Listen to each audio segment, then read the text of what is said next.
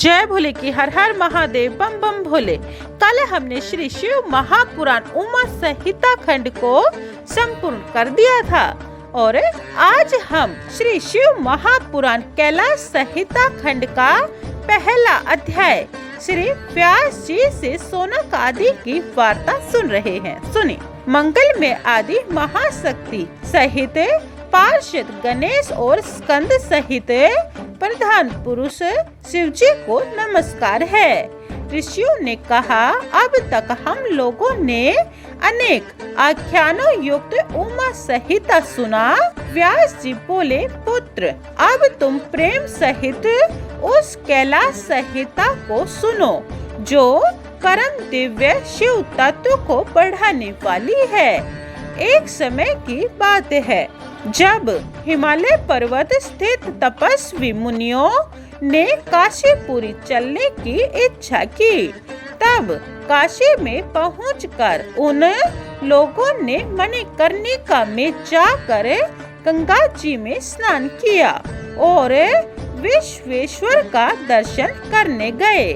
वहां पहुंचकर उन मुनियों ने शिव जी को नमस्कार किया और शतरुद्रीय मंत्रों से शिव जी की स्तुति कर वहां ध्यान में स्थिति की। फिर पंचकोशी देखने की इच्छा से जो वहां सूत जी आए तो उन्हें देखकर सब ऋषियों ने उनको यथोचित अभिवादन दिया और सूत जी ने उनकी कुशल पूछी। मुनियों ने अपना कुशल समाचार कहा। तब प्रणय का अर्थ जानने वाले उन मुनियों ने कहा, हे महाभाग, हे व्यास जी के शिष्य परम पौराणिक सूत जी, आप धन्य हैं कि जो आप में इतने प्रगाढ़ शिव भक्ति विद्यमान है तथा आप विज्ञान सागर हैं। तभी तो भगवान वेद व्यास जी ने आपको पुराणों में अभिषक्त कर पुराण ज्ञाता गुरु कर दिया है। आपके हृदय में पुराणों की कथा सर्वथा स्थित है और जिन पुराणों में वेदों के अर्थ भरे हुए हैं तथा वेद ओमकार से और ओमकार का रूप शिव से है और ऐसे आप प्रतिष्ठा करने वाले हैं। अब हम लोग आपके मुख कमल से निकली हुई कथा रूपी मनोहर उस मकरंद रूप अपूर्ण अमृत का वर्णन सुनना चाहते हैं कि जिससे ज्वर रहित हो जाए।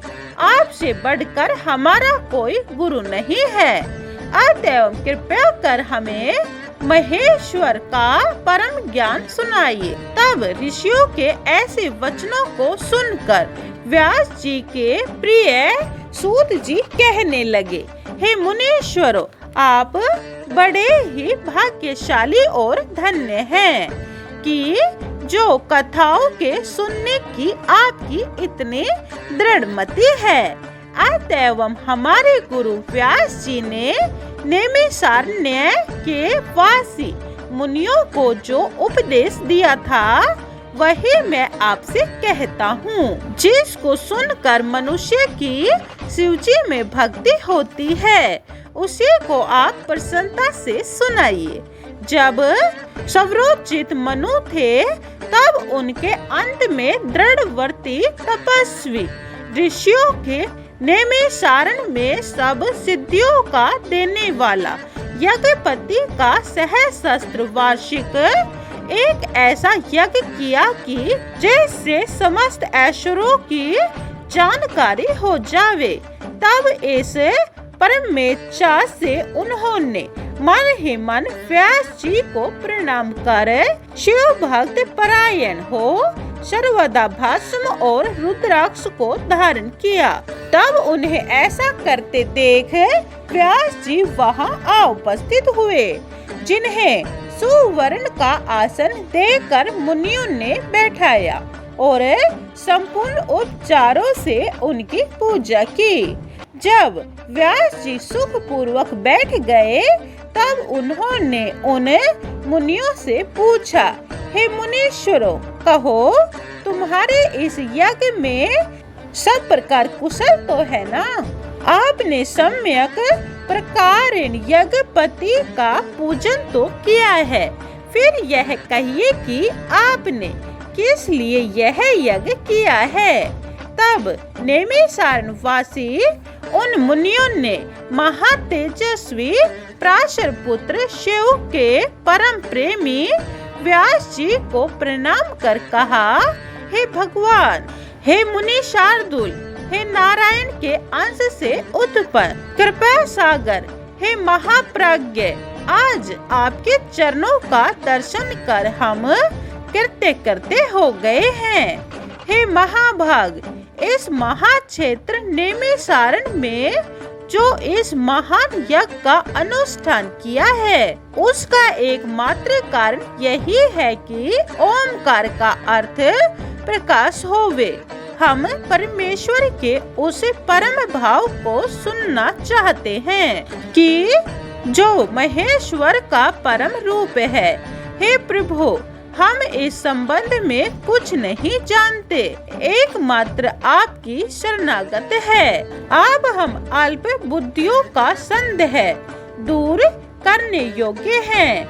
आप हमें शिव ज्ञान रूपी नौका से तार दीजिए। हमारी एकमात्र श्रद्धा शिव तत्व जानने की है। जब इस प्रकार ऋषियों ने उन वेद के जानने वाले व्यास जी से प्रार्थना की तो संपूर्ण वेदार्थ के ज्ञाता महामुनि व्यास जी ने ओमकार रूप परमेश्वर शिव का पार्वती सहित मन में ध्यान करते हुए प्रसन्न हो उन मुनियों से इस प्रकार कहा। पहला अध्याय समाप्तम। जय भोले की। दूसरा अध्याय पार्वती जी का महादेव जी से प्रणव प्रश्न। सुनिए। व्यास जी बोले, हे विप्रो, यह तो आपने बड़ा ही उत्तम प्रश्न किया है। जैसे प्रणव का अर्थ प्रकाशित करने वाला शिव का दुर्लभ ज्ञान निहित है।